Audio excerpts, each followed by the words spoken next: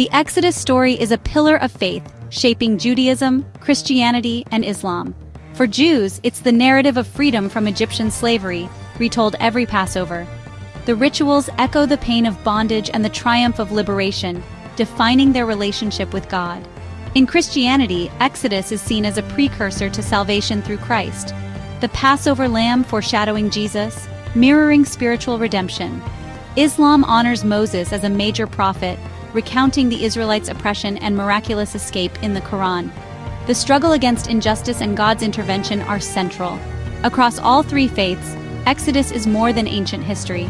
It's a living tradition, inspiring movements for freedom and justice. Its message of liberation resonates with the human condition, offering hope across cultures. But did these extraordinary events really happen? Can we find traces of this epic journey in the sands of time? Scholars and seekers alike are driven to explore and investigate the past. The answers may be hidden, waiting to be uncovered. The search for truth bridges faith and history. The journey to find out begins now. Let's follow the clues left behind. Scholars have long tried to anchor the Exodus in Egyptian history, often pointing to the 13th century BCE and the reign of Ramesses II. The Bible's mention of Israelites building the cities of Pithom and Ramesses seems to fit this era. Yet decades of archaeology in Egypt and Sinai have found no direct evidence of a mass Israelite exodus or a collapsed Egyptian empire. Egyptian records from Ramesses' time don't mention a vast population of Israelite slaves or their sudden departure. The absence of such evidence has led some to question the traditional dating and even the scale of the Exodus itself. Excavations at sites identified as Pithom and Ramesses confirm major construction, but not specifically by Israelites. Egyptian texts mention foreign workers, but not a mass Israelite exodus. This has fueled debate and the search for alternative timelines. The Ramesside period remains a popular candidate, but the lack of corroborating evidence is a major hurdle. Are we searching in the right era? Could the Exodus have happened earlier or later than assumed? Rethinking the timeline is crucial for any genuine historical inquiry. The search for the true pharaoh of the Exodus continues. My research proposes a different Exodus timeline around 1500 BCE, placing the Exodus at the end of Egypt's Middle Kingdom, coinciding with the expulsion of the Hyksos, a Semitic people like the Israelites, from their capital Avaris in the Nile Delta.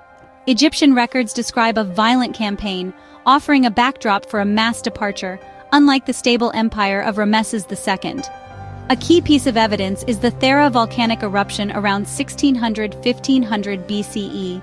Its ash and tsunamis could have triggered many of the biblical plagues. The eruption's impact would have been felt across the eastern Mediterranean. The Tempest Stele of Ahmose I describes storms and darkness, possibly linked to Thera. If so, Ahmose, the expeller of the Hyksos, could be the pharaoh of the Exodus. This earlier dating opens new avenues for investigation. Physical evidence must blend geology with archaeology. Pumice from the Thera eruption has been found at Avaris, chemically traced to the volcano, hard proof that the eruption's effects reached Egypt.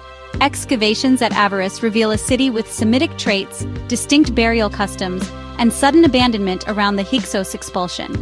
This matches the biblical account of Israelites living separately in Goshen and leaving abruptly. The biblical plague of darkness could be explained by volcanic ash from Thera, blanketing Egypt and causing prolonged darkness. The Tempest Stele describes storms and darkness, echoing the biblical narrative. Other plagues may also have geological roots. Volcanic fallout could alter the Nile's ecosystem, killing fish and driving frogs onto land. Acidic rain from volcanic gases could poison water and vegetation. Earthquakes, often linked to eruptions, could cause destruction described in Exodus. The biblical disasters may reflect a cascade of environmental crises triggered by Thera. These are not isolated incidents, but interconnected phenomena. The archaeological and geological clues align with the revised timeline. The evidence is mounting. The story of Exodus may be rooted in real, catastrophic events. Science and scripture may be closer than we think. The search for material clues continues. Let's examine the plagues through the lens of science and the Thera eruption. The Nile turning to blood could be red algae triggered by volcanic ash and acidic rain killing fish and making the water undrinkable. Frogs, the second plague, would flee polluted waters, then die on land. Dead fish and frogs create a breeding ground for insects, explaining the plagues of gnats and flies. The death of livestock could result from disease spread by insects or contaminated water and vegetation. Boils may be skin afflictions caused by exposure to acidic volcanic ash. Hail and fire could be violent thunderstorms and falling volcanic debris, both seen in modern eruptions. Locust swarms often follow environmental stress, possibly triggered by climate changes from the ash cloud. Darkness is directly linked to volcanic ash blocking sunlight for days. The 10th plague, the death of the firstborn, is harder to explain. Some suggest contaminated grain or gases, but it remains mysterious. The sequence of plagues fits a logical, natural progression. Science offers plausible mechanisms for many of the biblical disasters. The Thera eruption could be the key to understanding the plagues. Nature's fury may have shaped the Exodus story. Comparing the biblical plagues with scientific theories reveals striking parallels. Both accounts describe a domino effect, one disaster triggering the next. The vivid biblical language, the river stank, darkness that could be felt, matches eyewitness descriptions of natural catastrophes. Volcanic eruptions can create darkness, hail, and fire, just as described. The narrative's power lies in these sensory details. Yet the Bible attributes the plagues to God's direct intervention, sometimes sparing the Israelites. Science explains the how, but not the selective targeting. Here, faith and science diverge. One sees divine purpose, the other natural process. Still, a perfectly timed series of disasters could be seen as miraculous, even if natural. Ancient peoples would interpret such events as acts of God. Science and faith need not be mutually exclusive. The story's meaning endures, whether seen as miracle or mechanism. Exploring both perspectives enriches our understanding. The Exodus narrative bridges the gap between the natural and the divine. The search for truth continues. Scholars remain divided on the Exodus. Dr. Manfred Bietak, excavator of Avaris, confirms a Semitic presence and Hyksos connection, but is cautious about linking it directly to the biblical Exodus. He notes that while parallels exist, the specifics, like the plagues, are hard to confirm archaeologically. Geologists like Professor Floyd McCoy find the Thera eruption theory compelling, noting its immense environmental impact could explain some plagues. The eruption's timing aligns with the alternative Exodus chronology. Biblical scholars offer diverse views. Some uphold the literal account, others explore natural explanations.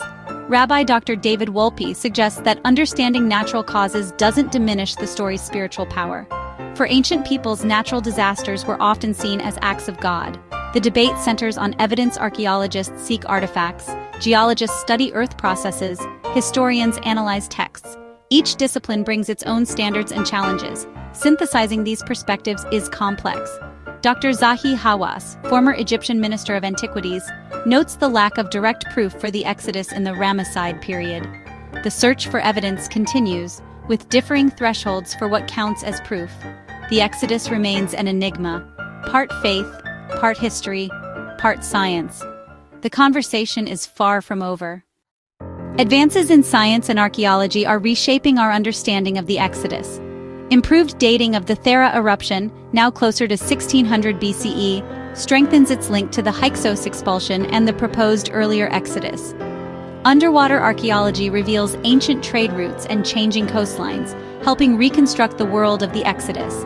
No chariot wheels have been found at the Red Sea, but shifting landscapes make such discoveries challenging. Excavations at Avaris continue to reveal more about the Hyksos, Semitic culture, sudden departure, and their interactions with Egyptians.